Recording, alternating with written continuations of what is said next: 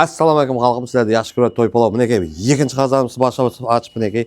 Bugun juma muborak hammaga. Musulmonlarning yaxshi kuni.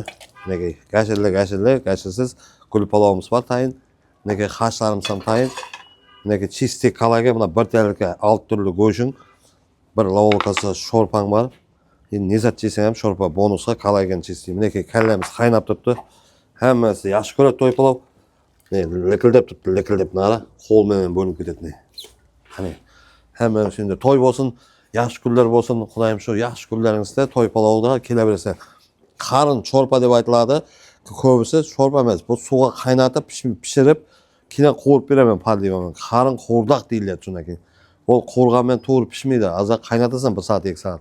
Hemen şimdi toy olsun deb toy palovga kelaverasizlar. Nega manzilimiz bu bozordan qarshi mana tashlabdan ko'piri, burungi dehqon darvoza 9-Salovoy desangiz hamma biladi. Kelaverasizlar. Issi ham ne.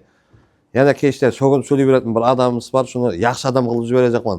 Kechda video qilib chiqaman, shuni so'lashaman shuni addini. Analarimiz bor, singillarimiz bor, hamma ko'rib o'tiribdi. Unday so'g'inaverma. Hech gapim bo'lsa, men so'lash kelib, bo'lmasa chaqir debojiga boraman. Sizlarga yaxshi ko'rib to'y palov, hamisha yaxshi kunlarda xizmat qilib nasib qilsin.